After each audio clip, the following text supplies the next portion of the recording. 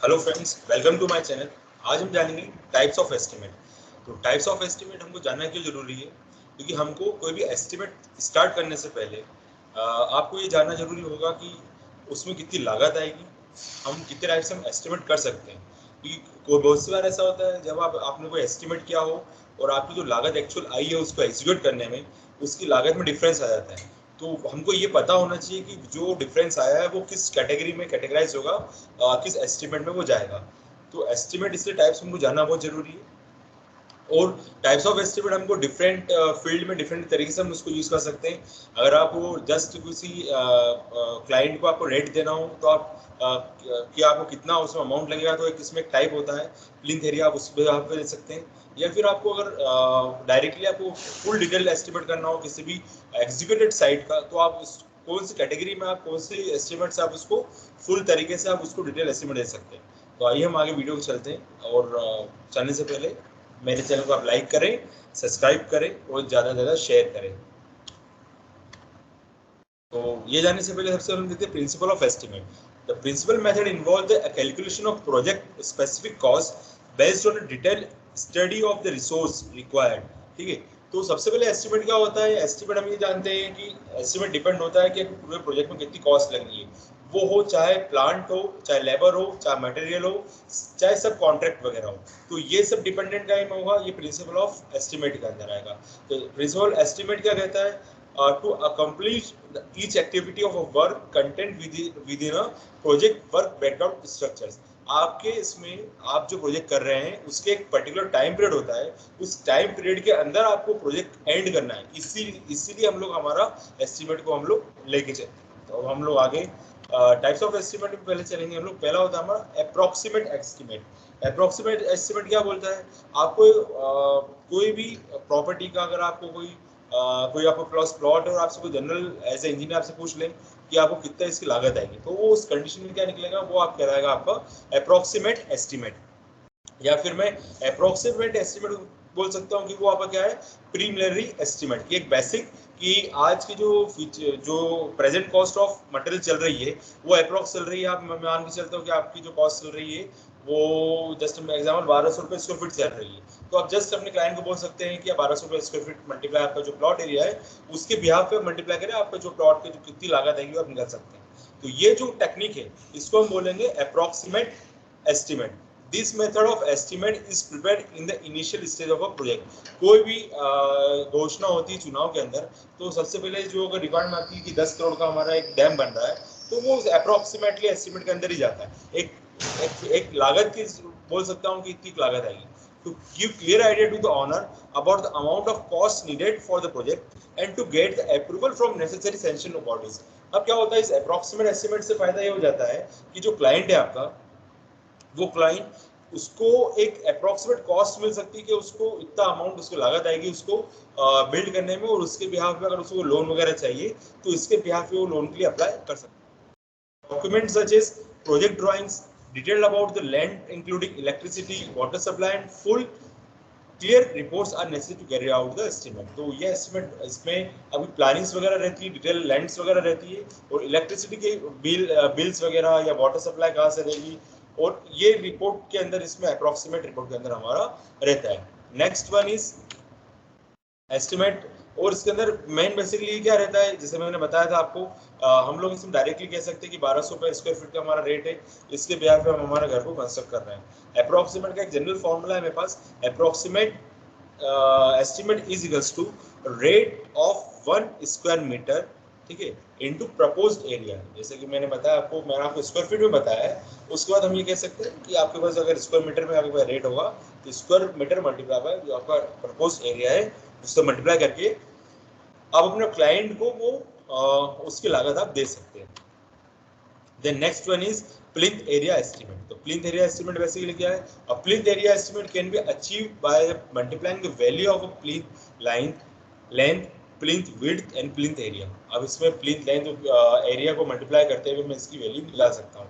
Plinth area basically work करता है जब आप लेबर कॉन्ट्रैक्टर को अपना लेबर पेमेंट कर रहे हैं, तो बहुत सी बार क्या होता है लेबर कॉन्ट्रैक्टर आपकी प्लिंथ लेवल तक की हाइट के हिसाब से अमाउंट लेता है, तो उस कंडीशन में क्या होता है प्लिंथ एरिया एस्टिमेट को हमको यूटिलाइज होता है तो उसका फॉर्मूला क्या होगा, plinth area estimate is equals to plinth area into plinth area rate. जो आपके पास प्लिंथ एरिया है उसका रेट कितना है, और प्लिंथ एरिया क्या है हमारे पास, प्लिंथ एरिया क्या होगा हमारे लेंथ इनटू विड्थ होगी, तो length into width multiply by the rate, जो आपके पास करंट आपका बिल्डिंग का रेट है। तो प्लिंथ एरिया क्या हो गया, rate of total cost of previously built building upon total plinth area of the building.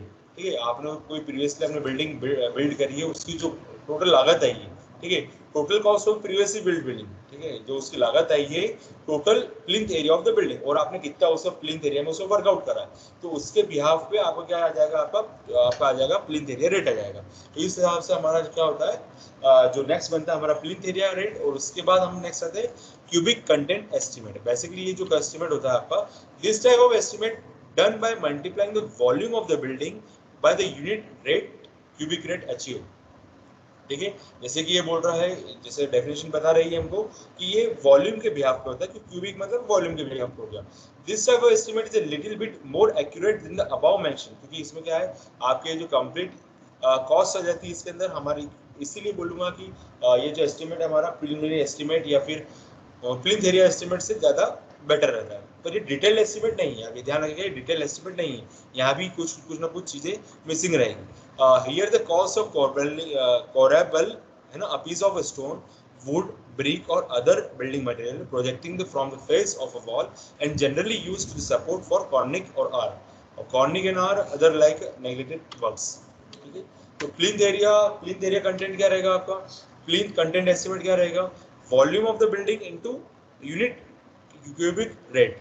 Volume of the building, आपका वॉल्यूम कितना है बिल्डिंग का, आपका लेंथ इनटू विड्थ हाइट कितनी है, और यूनिट इनटू क्यूबिक रेट, आपके पास क्यूबिक रेट क्या है। तो वॉल्यूम ऑफ द बिल्डिंग क्या रहेगा हमारा, प्लिंथ एरिया जो रहेगा आपका length into width of the proposed building and into height of the building, तो वो क्या होगा आपकी वॉल्यूम, जिससे मैंने आपको बताया था। Then annual repair and special repair estimate. अब annual repair and special repair estimate क्या होता है, मान लीजिए आपकी कोई बिल्डिंग बन गई है, अब उसको आपको एनुअल मेंटेनेंस चाहिए। ये बेसिकली ये जो एस्टिमेट बनते हैं हमारे मल्टीज वगैरह में, बेसिकली हम लोग जो हमारे सोसाइटी बनती है उसमें सबसे ज़्यादा ये एस्टिमेट की डिमांड्स होती है। तो इसमें क्या होता है, आपको रिपेयर हो गया, मेंटेनेंस हो गया, पेंटिंग हो गई, आपको कुछ टूट फूट हो गई है, तो ये सब एस्टिमेट काय में आते हैं, ये सब एस्टिमेट कंसिडर किए जाएंगे आपके एनुअल रिपेयर एस्टिमेट के अंदर। Estimate are prepared in order to maintain the constructed element in a good condition। और बेसिक जैसे मैंने बताया कि हमारा जो कंस्ट्रक्टेड ऑलरेडी बिल्डिंग है, उस बिल्डिंग को प्रॉपर उसकी लाइफ बढ़ाने के लिए हम लोग इस टाइप के एस्टिमेट को बेसिकली यूज करते हैं। तो ये बेसिकली एस्टिमेट जो हो गया हमारा, प्लास्टिंग वर्क हो गया है, पैचिंग वर्क हो गए हैं, पेंटिंग हो गई है, व्हाइट वॉश वगैरह हो गया, ये सब काय में कवर होगा आपका, ये annual repair and special maintain में ये चीज आपकी कवर आउट होगी।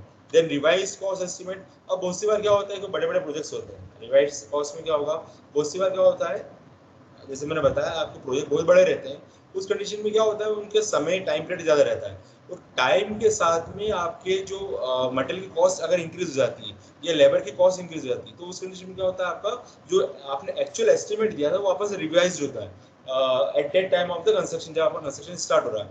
ये बेसिकली चीज़ें हमको देखने को मिलती है जब हम डैम बनाते हैं, जब मेट्रोज बनाते हैं, या कोई बड़ी आप मास कंस्ट्रक्शन वाली बिल्डिंग बना रहे हैं, बेसिकली आप उस जगह पे ये रिवाइज कॉस्ट एस्टिमेट का फंडे को आपको यहाँ देखने को मिलेगा। Then next one is supplementary estimate. ये सप्लीमेंट्री एस्टिमेट बहुत ज़्यादा यूजफुल रहता है जब आप ट्रंकी प्रोजेक्ट्स करते हैं या कोई गवर्नमेंट प्रोजेक्ट्स करते हैं, इस जगह पे ये बेसिकली बहुत यूजफुल रहता है। तो सप्लीमेंट्री एस्टिमेट क्या होते हैं, this type of estimate is prepared when there is a necessary situation of supplementary work to progress out the original work।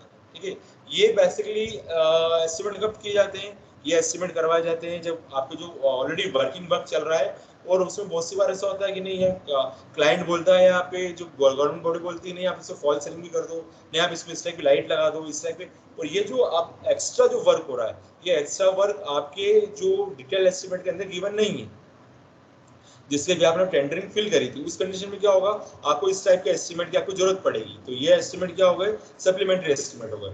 और एस्टिमेट की बेसिकली जो सप्लीमेंट्री एस्टिमेट्स होते हैं, ये जो हमारे एस्टिमेट बन जाता है उसके बाद ये एग्जीक्यूशन हो जाता है हमारा साइट का, उसके बाद बेसिकली ये बनाए जाते हैं। This of estimate is prepared when there is a necessary of situation of supplementary work to progress out the original work. जैसे मैंने बताया, ये जो एस्टिमेट है हमारे जो वर्क ऑलरेडी रनिंग रहता है उसमें कंटिन्यू करने के लिए हमको सप्लीमेंट्री की जरूरत पड़ती है। Last one is detailed estimate. Detailed estimate is prepared with the help of complete set of contract documents. अब क्या होता है, जब डिटेल एस्टिमेट, जब जिसको हम बोलते हैं एमबी के अंदर ही आपका डिटेल एस्टिमेट चला जाता है। डिटेल एस्टिमेट के अंदर क्या होता है, आपको यहाँ पर प्लान चाहिएगा, आपको जो डॉक्यूमेंट कंडीशंस है वो चाहिएगी, उन सबको देखते हुए आपके जो कॉस्ट है, आपका मटेरियल कितना लगा है, आपने क्या क्या चीज़ें लगाई है, और इसके मेजरमेंट एक्चुअल साइट जो आपने एग्जीक्यूट कर दी, उसके बिहाफ पे हम लोग इसको, इस डिटेल एस्टिमेट को हम लोग बनाते हैं। तो इसके अंदर डिफरेंट प्रोसीजर होती है, डिफरेंट फेजेस होते हैं। Workout with the quantities of different work. पहला कि आप अपना जो आपने क्वांटिटी निकाल दी है, एक्सकवेशन करा है, अर्थवर्क करा है, रेनफोर्समेंट करा है, उसके बिहाफ पे अपने कर सकते हैं। देन वर्कआउट क्वांटिटी, जो आपका एक्सकवेशन, अर्थवर्क, फॉर्म वर्क वगैरह करा आपने, उसके बिहाफ पे प्लम्बिंग का वर्क करा है, कितने नल लगाए हैं, ये सब चीज़ें आपकी काम में आएगी, डिटेल एस्टिमेट के अंदर आएगी। The measurement take off procedure is done with the help of drawings, plan, and then they are entered in the measurement book. तो मेजरमेंट शीट इसको बोलता हूँ मैं। तो बेसिकली क्या होता है, जब आप डिटेल एस्टिमेट अपने फिल आउट करते हैं, तो डिटेल एस्टिमेट फिल करने से उस टाइम पे आपके पास मेजरमेंट शीट्स होती है। मेजरमेंट शीट के अंदर आप क्या करेंगे, ऑन साइड जाके आप मेजर करेंगे, क्वांटिटीज गिनेंगे, और उसके बिहाफ पे आप अपने शीट के अंदर इसको फाइनलाइज करेंगे, ऑन साइड इतना एग्जीक्यूट हो चुका है और अब कॉन्ट्रैक्टर को या हमारे क्लाइंट को इतना पेमेंट होना चाहिए। ये सब चीज़ें क्या के अंदर आएगी, आपकी आएगी डिटेल एस्टिमेट के अंदर। इसके साथ साथ में आती है एब्स्ट्रैक्ट शीट्स आती है। यहाँ दो टर्मिनोलॉजी आएगी हमारे पास, एक मेजरमेंट शीट आएगी और एक एब्स्ट्रैक्ट शीट आएगी। तो मेजरमेंट शीट जैसे मैंने बताया कि जो आपका टोटल कैलकुलेशन रहेगा वो आपको उसके अंदर सम आउट करना है। और अब एब्स्ट्रैक्ट शीट्स क्या होती है, calculation of the cost of each work. अब आपने क्या करा, आपने पहले आइटम चढ़ा लिए हैं, मतलब कि आपने 10 नग आपने बेसिन लगाए हैं, 10 नग आपने नल लगाए हैं, 10 नग आपने पंखे लगाए हैं। इस तरह से अगर क्वांटिटी आपने निकाल ली हो, अब उसके अंदर जब मैं बात करूँगा कॉस्ट की, तो कॉस्ट किसमें आएगी, मेरी आएगी एब्स्ट्रैक्ट शीट्स के अंदर। तो एब्स्ट्रैक्ट शीट्स क्या होती है, the calculation of the cost of each work, the already obtained quantities are used to obtain the cost of each work. ठीक है, आपने क्वांटिटी निकाल ली है, उसके बिहाफ पे आप अपना वर्क क्या निकालेंगे, उस वर्क को करेंगे और अपने जो अमाउंट आप उसके क्लाइंट के लिए निकालेंगे, तो वो सब काहे में चलेगा, वो चलेगा आपका एब्स्ट्रैक्ट शीट्स के अंदर। ये होती है आपकी abstract sheets. The calculation of, जैसे कि मैंने बताया, डिटेल एस्टिमेट के अंदर हमको हम ये मान के चलते हैं, हमारी कंप्लीट रिपोर्ट रहती है, इसके अंदर ड्राइंग्स रहती है, डिजाइंस रहती है, और 2% इसमें एस्टिमेट कॉस्ट रहती है। हम कॉमनली इसमें जो कॉस्ट ऑफ इक्विपमेंट लेके चलते हैं वो अप्रॉक्स 2% के आसपास रहती है। ओवरहेड चार्जेस जो रहते हैं हमारे 2% चार्जेस के आसपास रहते हैं, और जो इसमें कॉन्टीजेंसी चार्जेस रहते हैं वो 4% के आसपास रहता है। तो इस तरह से हमारे जो डिटेल एस्टिमेट के टोटल एस्टिमेट यहाँ पर बनाया जाता है। तो डिटेल एस्टिमेट के अंदर हमको ये रिपोर्ट्स हमको इसके अंदर होना चाहिए या होती है, उसको बोल सकता हूँ मैं। पहले होती है reports, general specifications, detail specification, drawings, designs और शेड्यूल ऑफ रेट्स।